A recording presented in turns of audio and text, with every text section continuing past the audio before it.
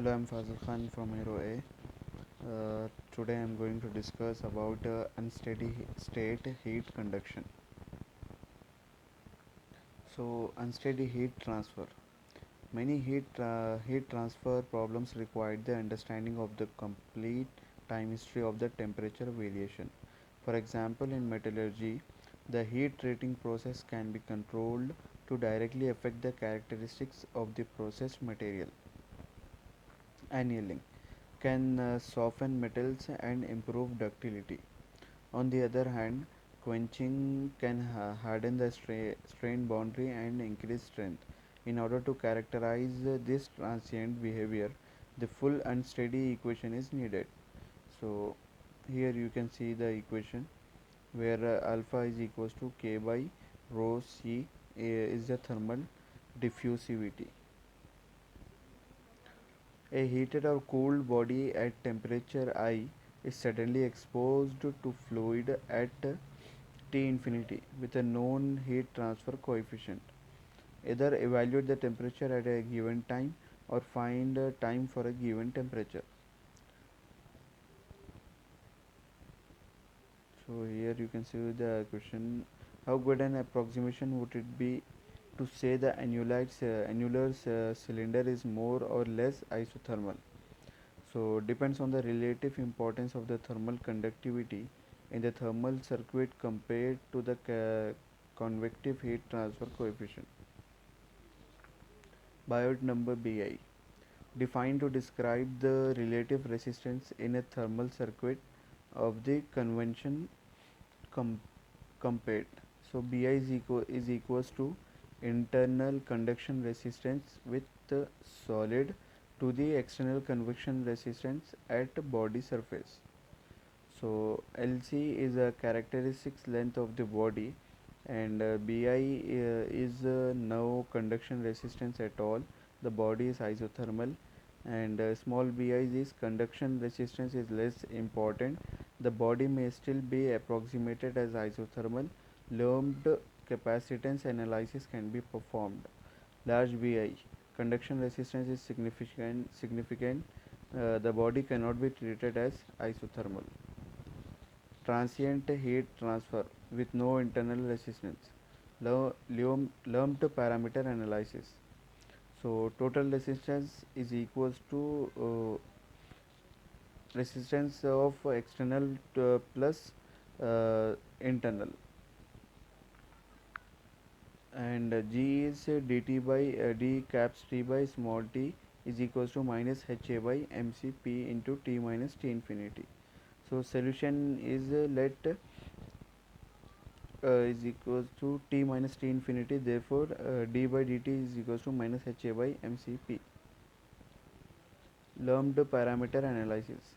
So this lumped parameter is equals to ti minus t infinity, that is logarithm of lumped parameter to the lumped parameter of I is equals to minus Ha by mcp into t is equals to e power minus Ha by mcp into t.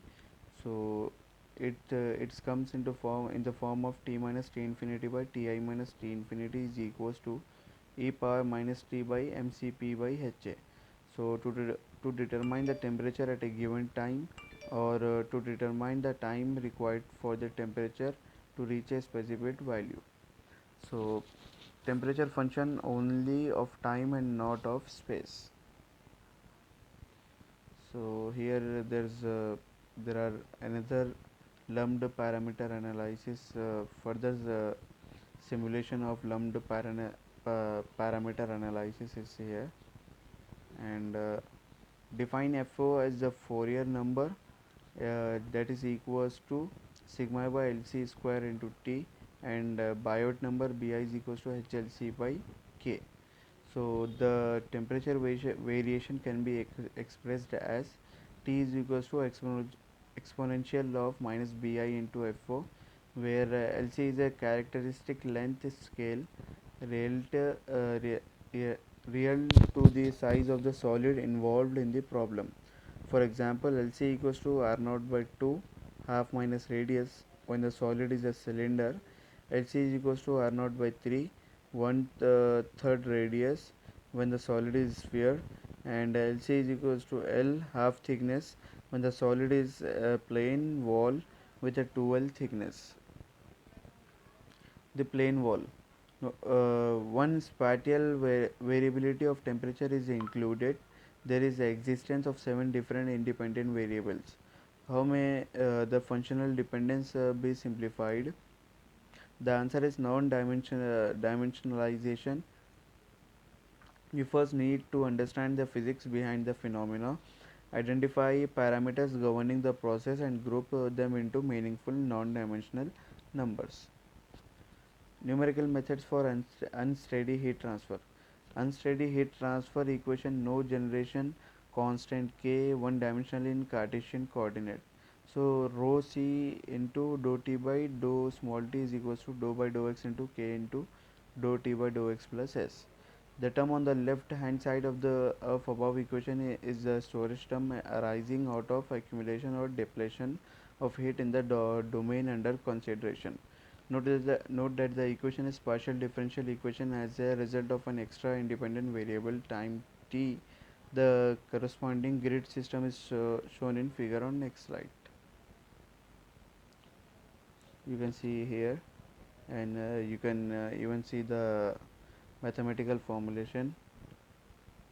If the temperature at a node is assumed to prevail over the whole control volume, applying the central differencing scheme, uh, we can we get this formula, and again assumption is made about the variation of Tp, Te, and Tw with time by generalizing the approach by means of a weighting parameter f between 0 and n.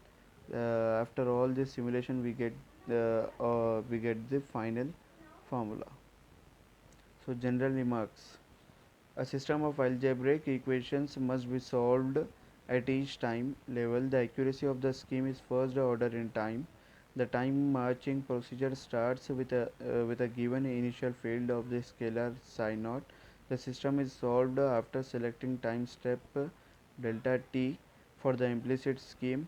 All coefficients are positive, which make it unconditionally stable for any size of temperature step time step.